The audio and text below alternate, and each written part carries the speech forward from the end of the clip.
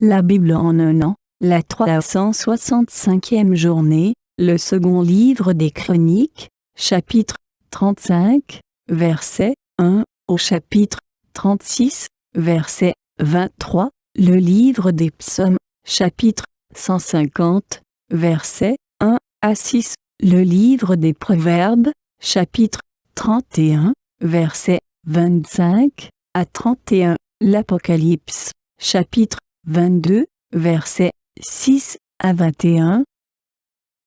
2 Chroniques, chapitre 35. Josias célébra la Pâque en l'honneur de l'Éternel à Jérusalem, et l'on immola la Pâque le 14e jour du premier mois. Il établit les sacrificateurs dans leurs fonctions, et les encouragea au service de la maison de l'Éternel.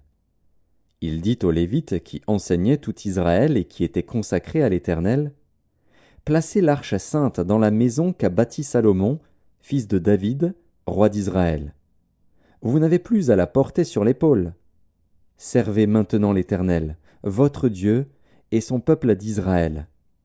Tenez-vous prêts, selon vos maisons paternelles, selon vos divisions, comme l'ont réglé par écrit David, roi d'Israël, et Salomon, son fils.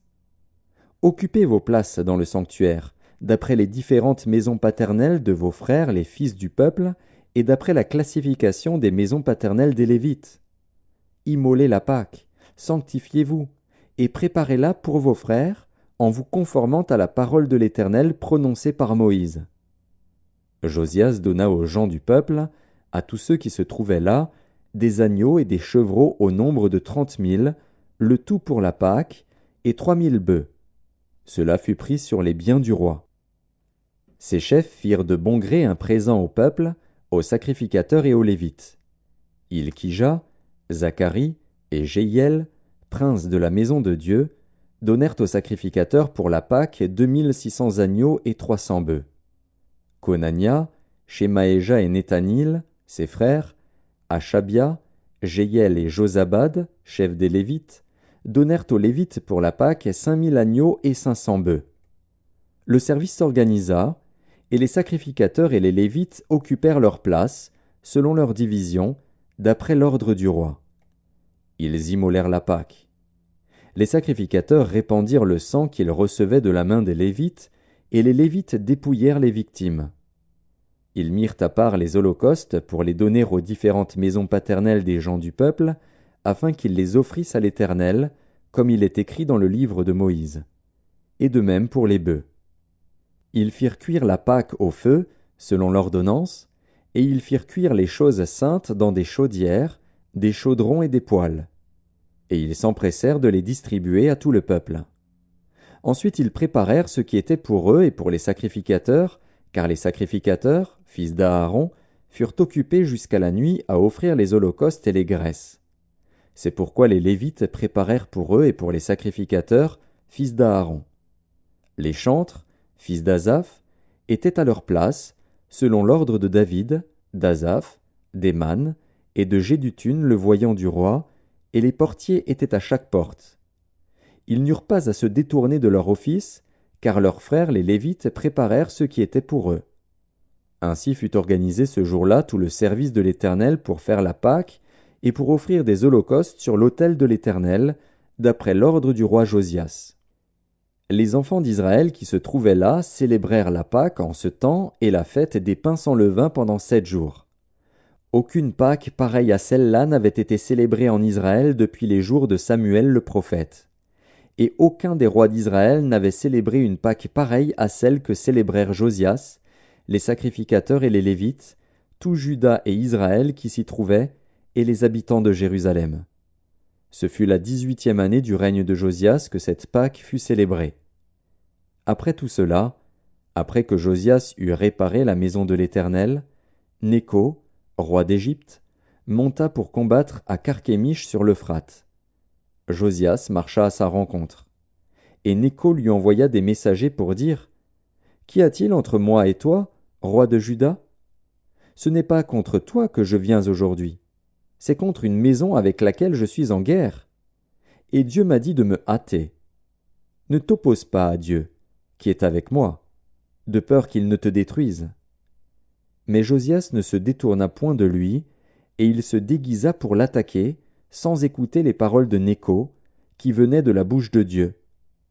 Il s'avança pour combattre dans la vallée de Megiddo.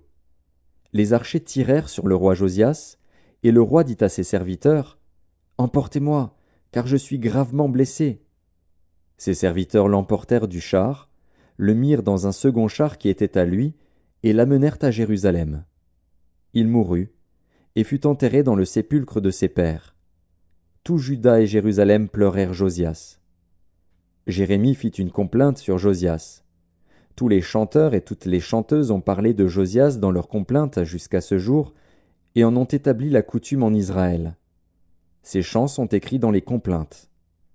Le reste des actions de Josias, et ses œuvres de piété, telles que les prescrit la loi de l'Éternel, ses premières et ses dernières actions, cela est écrit dans le livre des rois d'Israël et de Juda. 2 Chroniques, chapitre 36. Le peuple du pays prit Joachaz, fils de Josias, et l'établit roi à la place de son père à Jérusalem. Joachaz avait 23 ans lorsqu'il devint roi, et il régna 3 mois à Jérusalem. Le roi d'Égypte le destitua à Jérusalem, et frappa le pays d'une contribution de 100 talents d'argent et d'1 talent d'or. Et le roi d'Égypte établit roi sur Juda et sur Jérusalem Éliakim, frère de Joachaz. Et il changea son nom en celui de Jojakim. Nécho prit son frère Joachaz et l'emmena en Égypte. Jojakim avait 25 ans lorsqu'il devint roi, et il régna 11 ans à Jérusalem. Nebuchadnezzar, roi de Babylone, monta contre lui, et le lia avec des chaînes d'airain pour le conduire à Babylone. Nebuchadnezzar emporta à Babylone des ustensiles de la maison de l'Éternel, et il les mit dans son palais à Babylone. Le reste des actions de Jojakim, les abominations qu'il commit, et ce qui se trouvait en lui, cela est écrit dans le livre des rois d'Israël et de Juda. Et Jojakin, son fils, régna à sa place. Jojakin avait 8 ans lorsqu'il devint roi, et il régna 3 mois et 10 jours à Jérusalem. Il fit ce qui est mal aux yeux de l'Éternel. L'année suivante, le roi Nebuchadnezzar le fit emmener à Babylone avec les ustensiles précieux de la maison de l'Éternel. Et il établit roi sur Juda et sur Jérusalem Sédécias, frère de Jojakin. Sédécias avait 21 ans lorsqu'il devint roi, et il régna 11 ans à Jérusalem. Il fit ce qui est mal aux yeux de l'Éternel, son Dieu. Et il ne s'humilia point devant Jérémie, le prophète, qui lui parlait de la part de l'Éternel.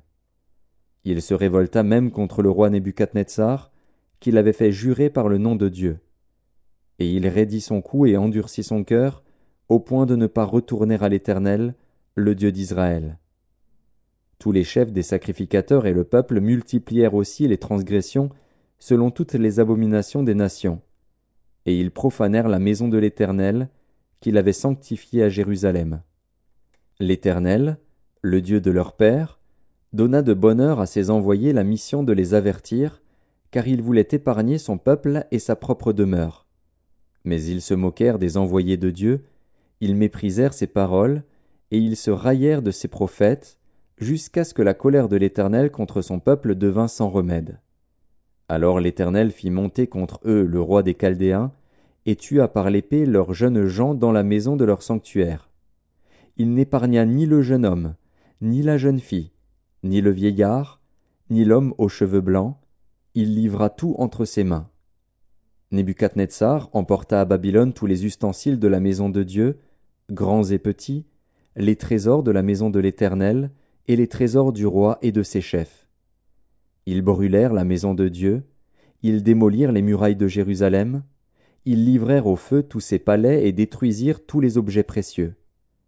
Nebuchadnezzar emmena captifs à Babylone ceux qui échappèrent à l'épée, et ils lui furent assujettis, à lui et à ses fils, jusqu'à la domination du royaume de Perse, afin que s'accomplît la parole de l'Éternel prononcée par la bouche de Jérémie. Jusqu'à ce que le pays eût joui de ses sabbats, il se reposa tout le temps qu'il fut dévasté, jusqu'à l'accomplissement de 70 ans. La première année de Cyrus, roi de Perse, afin que s'accomplît la parole de l'Éternel prononcée par la bouche de Jérémie, l'Éternel réveilla l'esprit de Cyrus, roi de Perse, qui fit faire de vive voix et par écrit cette publication dans tout son royaume. Ainsi parle Cyrus, roi de Perse. L'Éternel, le Dieu des cieux, m'a donné tous les royaumes de la terre, et il m'a commandé de lui bâtir une maison à Jérusalem en Juda. Qui d'entre vous est de son peuple? Que l'Éternel, son Dieu, soit avec lui, et qu'il monte. Psaume 150. Louez l'Éternel. Louez Dieu dans son sanctuaire. Louez-le dans l'étendue où éclate sa puissance. Louez-le pour ses hauts faits. Louez-le selon l'immensité de sa grandeur. Louez-le au son de la trompette. Louez-le avec le luth et la harpe. Louez-le avec le tambourin et avec des danses. Louez-le avec les instruments à cordes et le chalumeau. Louez-le avec les cymbales sonores. Louez-le avec les cymbales retentissantes. Que tout ce qui respire loue l'Éternel. Louez l'Éternel. Proverbe chapitre 31. Elle est revêtue de force et de gloire. Elle se rit de l'avenir. Elle ouvre la bouche avec sagesse, et les instructions aimables sont sur sa langue. Elle veille sur ce qui se passe dans sa maison, et elle ne mange pas le pain de paresse. Ses filles se lèvent et la disent heureuse. Son mari se lève et lui donne des louanges. Plusieurs filles ont une conduite vertueuse, mais toi, tu les surpasses toutes. La grâce est trompeuse et la beauté est vaine. La femme qui craint l'Éternel est celle qui sera louée. Récompensez-la du fruit de son travail, et qu'aux portes, ses œuvres la louent. Apocalypse de Jean, chapitre 22. Et il me dit, ces paroles sont certaines et véritables. Et le Seigneur, le Dieu des esprits des prophètes, a envoyé son ange pour montrer à ses serviteurs les choses qui doivent arriver bientôt. Et voici, je viens bientôt. Heureux celui qui garde les paroles de la prophétie de ce livre. C'est moi, Jean, qui ai entendu et vu ces choses. Et quand j'eus entendu et vu, je tombai aux pieds de l'ange qui me les montrait pour l'adorer. Mais il me dit, garde-toi de le faire. Je suis ton compagnon de service et celui de tes frères les prophètes et de ceux qui gardent les paroles de ce livre. Adore Dieu. Et il me dit, ne scelle point les paroles de la prophétie de ce livre, car le temps est proche. Que celui qui est injuste soit encore injuste. Que celui qui est souillé se souille encore. Et que le juste pratique encore la justice, et que celui qui est saint se sanctifie encore. Voici, je viens bientôt, et ma rétribution est avec moi, pour rendre à chacun selon ce qu'est son œuvre. Je suis l'alpha et l'oméga, le premier et le dernier, le commencement et la fin. Heureux ceux qui lavent leurs robes, afin d'avoir droit à l'arbre de vie, et d'entrer par les portes dans la ville. Dehors les chiens, les enchanteurs, les impudiques, les meurtriers, les idolâtres, et quiconque aime et pratique le mensonge. Moi, Jésus, j'ai envoyé mon ange pour vous attester ces choses dans les églises. Je suis le rejeton et la postérité de David, l'étoile brillante du matin. Et l'esprit et l'épouse disent « Viens », et que celui qui entende dise « Viens », et que celui qui a soif vienne, et que celui qui veut prenne de l'eau de la vie gratuitement. Je le déclare à quiconque entend les paroles de la prophétie de ce livre. Si quelqu'un y ajoute quelque chose, Dieu le frappera des fléaux décrits dans ce livre. Et si quelqu'un retranche quelque chose des paroles du livre de cette prophétie, Dieu retranchera sa part de l'arbre de la vie et de la ville sainte décrits dans ce livre. Celui qui atteste ces choses dit « Oui, je viens bientôt. Amen. Viens, Seigneur Jésus. » Que la grâce du Seigneur Jésus soit avec tous.